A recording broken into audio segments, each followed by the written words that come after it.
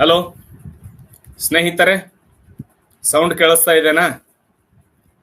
ಎಲ್ಲ ವೀಕ್ಷಕರಿಗೆ S B ಹೋರ್ತಿಯ ಇವತ್ತಿನ ವಿಶೇಷವಾಗಿರುವಂತಹ ರೇಷನ್ ಕಾರ್ಡ್ ವಿಡಿಯೋ ಬಗ್ಗೆ ಆತ್ಮೀಯ ಸ್ವಾಗತ. ಈ ಒಂದು ವಿಡಿಯೋ ನೋಡಕ್ಕೆ ನಿಮಗೆ ಇವತ್ತಿನ ವಿಡಿಯೋದಲ್ಲಿ ನಿಜವಾಗ್ಲೂ ರೇಷನ್ ಕಾರ್ಡ್ ಅಪ್ಲಿಕೇಶನ್ ಸ್ಟಾರ್ಟ್ ಆಗಿದೆನಾ?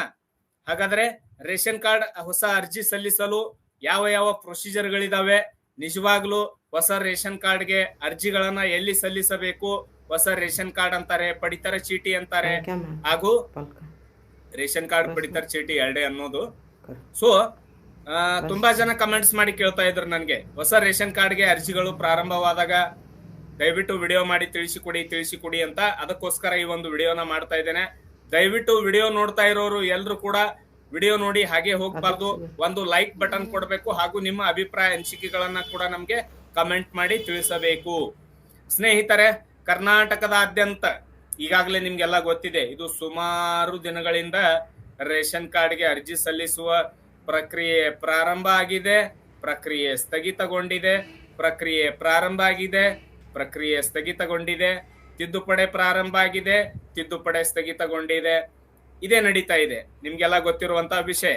ಚುನಾವಣೆಗಿಂತ ಮೊದಲು 2019ರಿಂದ ಕೂಡ ರೇಷನ್ ಕಾರ್ಡ್ಗೆ ಅರ್ಜಿ ಸಲ್ಲಿಸುವ ಪ್ರಕ್ರಿಯೆ ಪ್ರಾರಂಭ ಆಗ್ತಾ ಇದೆ, ಸ್ಥಗಿತಗೊಳ್ತಾ ಇದೆ, ಪ್ರಾರಂಭ ಆಗ್ತಾ ಇದೆ, ಸ್ಥಗಿತಗೊಳ್ತಾ ಇದೆ. ತುಂಬಾ ಜನ ರೇಷನ್ ಕಾರ್ಡ್ಗೆ ಅರ್ಜಿ ಹಾಕಿ ವೇಟ್ ಕೂಡ ಮಾಡ್ತಾ ಇದ್ದಾರೆ. ಎಷ್ಟೋ ಜನರ ರೇಷನ್ ಕಾರ್ಡ್ಗಳಿಗೆ ಸಲ್ಲಿಸಿರುವ ಅರ್ಜಿಗಳು ಇನ್ನೂ ಕೆಲವೊಂದು ಅಪ್ರೂವಲ್ ಆಗಿಲ್ಲ, ಕೆಲವೊಬ್ಬರ ಅರ್ಜಿಗಳು ಅಪ್ರೂವಲ್ ಆಗಿದ್ದಾವೆ, ಇನ್ನೂ ಕೆಲವೊಬ್ರು ಅರ್ಜಿಗಳನ್ನ ಹಾಕಿ ವೇಟ್ ಕೂಡ ಮಾಡ್ತಾ ಇದ್ದಾರೆ. ಆದ್ರೆ ರೇಷನ್ ಕಾರ್ಡ್ಗೆ ಅರ್ಜಿ ಸಲ್ಲಿಸುವಂತಹ ಪ್ರಕ್ರಿಯೆ ಪ್ರಾರಂಭವಾಗಿರುವಂತಹ ಸ್ಪಷ್ಟ ದಿನಾಂಕ ನಿಮ್ಗೆ ಹೇಳಬೇಕಂದ್ರೆ ಲಾಸ್ಟ್ ವೀಕ್ ಅಲ್ಲಿ ರೇಷನ್ ಕಾರ್ಡ್ಗೆ ಅರ್ಜಿ ಸಲ್ಲಿಸೋಕೆ ಪ್ರಾರಂಭ ಆಗಿತ್ತು. ಎಮರ್ಜೆನ್ಸಿ, ಕೆಲವೊಂದು ಮೆಡಿಕಲ್ ಎಮರ್ಜೆನ್ಸಿ ಅದು ಇದು ಇರೋರಿಗೆ ಇಮಿಡಿಯೇಟ್ ಆಗಿ ಅರ್ಜಿ ಸಲ್ಲಿಸೋಕೆ ಒಂದು ಅವಕಾಶ ಕೂಡ ಕೊಟ್ಟಿದ್ರು ಅಂತ ಹೇಳ್ಬೋದು. ಸೊ ತುಂಬಾ ಜನ ಅರ್ಜಿ ಸಲ್ಲಿಸೋಕೆ ಅವಕಾಶ ಸಿಕ್ಕಿಲ್ಲ, ಸ್ಪಷ್ಟವಾಗಿ ರೇಷನ್ ಕಾರ್ಡ್ಗೆ ಅರ್ಜಿ ಸಲ್ಲಿಸುವ ದಿನಾಂಕ ಇದೇ ದಿನಾಂಕ ಅಂತ ಹೇಳಕ್ಕೆ ಆಗ್ತಾ ಇಲ್ಲ. ಅದಕ್ಕೆ ರೇಷನ್ ಕಾರ್ಡ್ಗೆ ಅರ್ಜಿ ಸಲ್ಲಿಸುವ ಪ್ರಕ್ರಿಯೆ ಲಾಸ್ಟ್ ವೀಕ್ ಅಲ್ಲಿ ಪ್ರಾರಂಭ ಆಗಿತ್ತು, ಗ್ರಾಮ 1 ಅಲ್ಲಿ ಪ್ರಾರಂಭ ಆಗಿತ್ತು. ದಯವಿಟ್ಟು ತಾವು ಏನ್ ಮಾಡ್ಬೇಕಂದ್ರೆ ಮತ್ತೆ ಹೊಸ ರೇಷನ್ ಕಾರ್ಡ್ಗೆ ಅರ್ಜಿ ಸಲ್ಲಿಸುವ ಪ್ರಕ್ರಿಯೆ ಯಾವಾಗ ಪ್ರಾರಂಭ ಆಗತ್ತೆ, ತಿದ್ದುಪಡಿ ಪ್ರಕ್ರಿಯೆ ಯಾವಾಗ ಪ್ರಾರಂಭ ಆಗತ್ತೆ, ಇದೆಲ್ಲ ಮಾಹಿತಿ ನಿಮ್ಗೆ ಸ್ಪಷ್ಟವಾಗಿ ಗೊತ್ತಾಗ್ಬೇಕಾದ್ರೆ ಡೈಲಿ ನ್ಯೂಸ್ ಪೇಪರ್ ಓದ್ಬೇಕು. ಇಲ್ಲ ಅಂದ್ರೆ ಗ್ರಾಮ 1 CSC ಸೆಂಟರ್ದವ್ರ ಜೊತೆಗೆ ಕಾಂಟ್ಯಾಕ್ಟ್ ಅಲ್ಲಿ ಇರ್ಬೇಕು. ಅವ್ರು ಹೇಳ್ತಾರೆ ನಿಮ್ಗೆ ಇವತ್ತು ಓಪನ್ ಆಗಿದೆ, ಬೇಗ ಬನ್ನಿ ಅಪ್ಲಿಕೇಶನ್ ಹಾಕಿ ಅಂತ.